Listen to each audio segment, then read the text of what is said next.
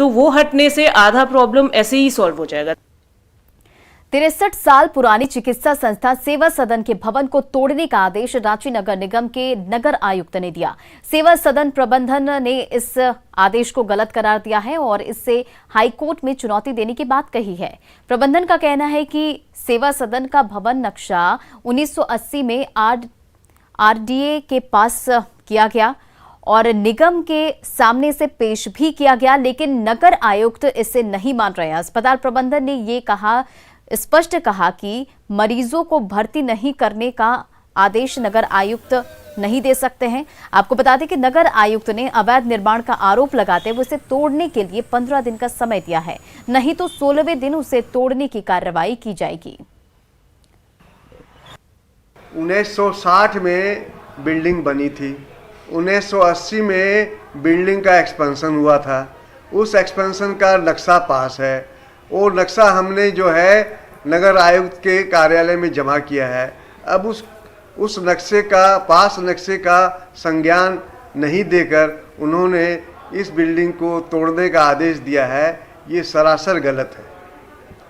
अगर नक्शे में उनको कोई भी कमी बेशी नज़र आती है तो उनको फर्दर कार्रवाई करनी चाहिए। आदेश पारित किया है वो हमारे हिसाब से गलत है, तो उसके लिए हम लोग जो है कोर्ट की शरण में जाएंगे, न्यायालय के शरण में जाएंगे। इसके लिए हम लोग वकील से जो है सलाह मशविरा कर रहे हैं।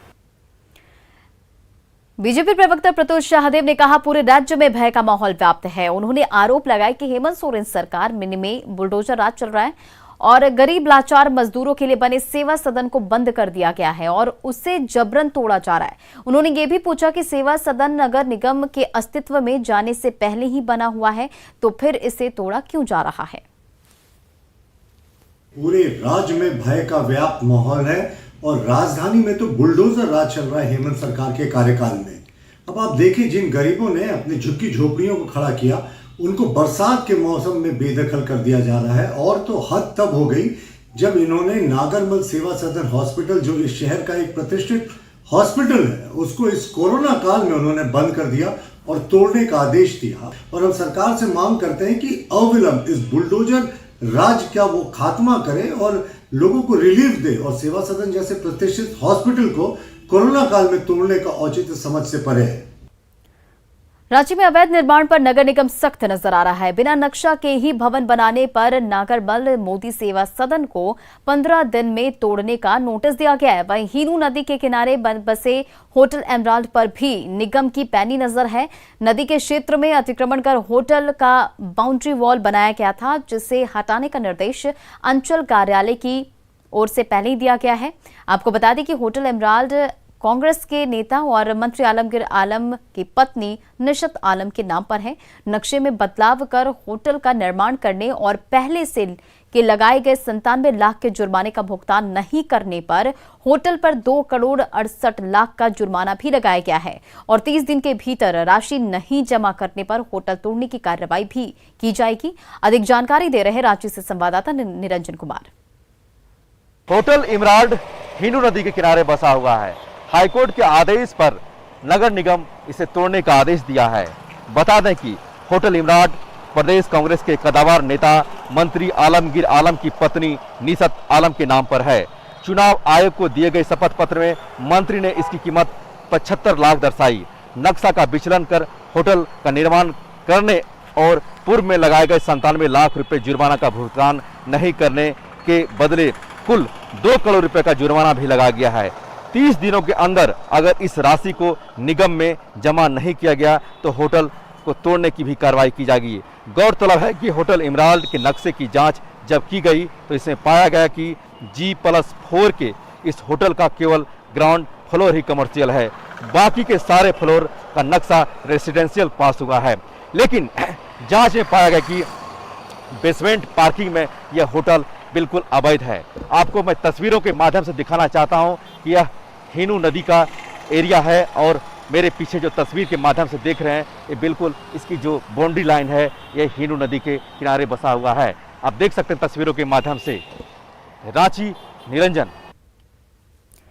कोडरमा में भारी बारिश के बाद गौखानी नदी पर बना पुल ध्वस्त हो गया। बड़की धमराई काको पथ पर पुल ध्वस्त होने से मंझगावा गांव का पंचायत सचिवालय से संपर्क टूट गया है। वहीं कई पंचायतों के लोगों का आना जाना प्रभावित हो गया है।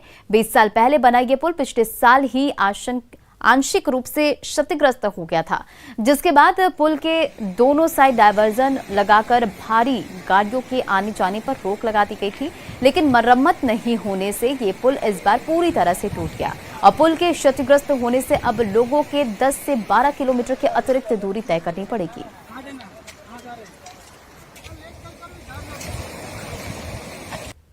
पिछले साल से ये पुल टूटा हुआ है, काफी लोगों को परेशानी हो रहा है, खास करके मंझगावा जो हमारा बड़की धमराई पंचायत में पड़ता है और पंचायत कार्यालय में जाने में काफ़ी परेशानी का सामना पड़ रहा है।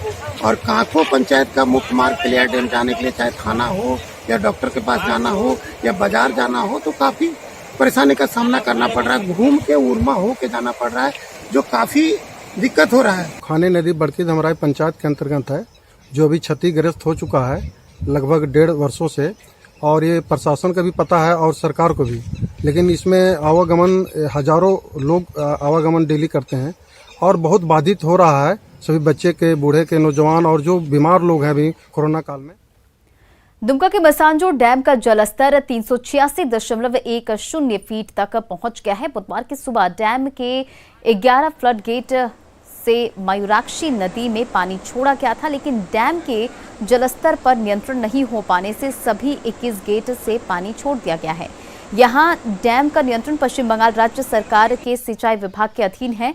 केंद्रीय जल आयोग के मसानजोड़ स्थित बाढ़ नियंत्रण केंद्र से मिली जानकारी के अनुसार डैम के ऊपरी भाग से बारिश का पानी घुस रहा है। डैम का पानी से दुमका शहर में बाढ़ नहीं आ सके, इसे लेकर प्रबंधन सतर्क दिख रहा है। इधर डीसी ने खुद डैम का जायजा लिया और कर्मचारियों को कई जरूरी दिशा निर्देश दिए।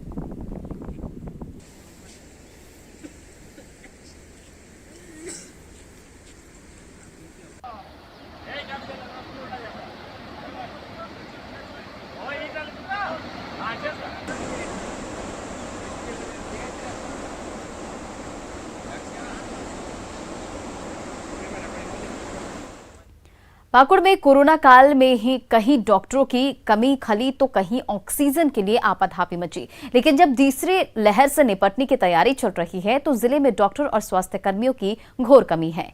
पाकुड़ में हालात ये हैं कि सदर अस्पताल से लेकर पीएससी और सीएचसी तक 99 डॉक्टरों के पद खाली हैं। कुछ दिनों पहले तक सदर अस्पताल, सामुदायिक स्वास्थ्य केंद्र के अलावा अन्य स्वास्थ्य केंद्रों में 23 डॉक्टर कार्यरत थे, जिनमें से 10 का तबादला कर दिया गया। हालांकि 7 डॉक्टरों का जिले में पदस्थापन भी किया गया है, लेकिन अभी तक किसी ने योगदान नहीं दिया है, जिसमें स्वास्थ्य व्यवस्था और मरीज एक तरह से भगवान के भरोसे ही हैं।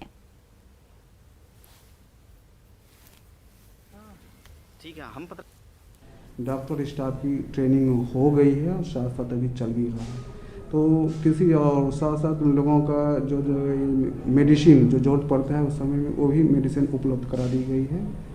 इसलिए तीसरी लहर की तैयारी में कोई दिक्कत होता है हम लोग, तो हम लोग तैयार हैं उसको अच्छे से। और चलिए अब देखते हैं झारखंड 2020।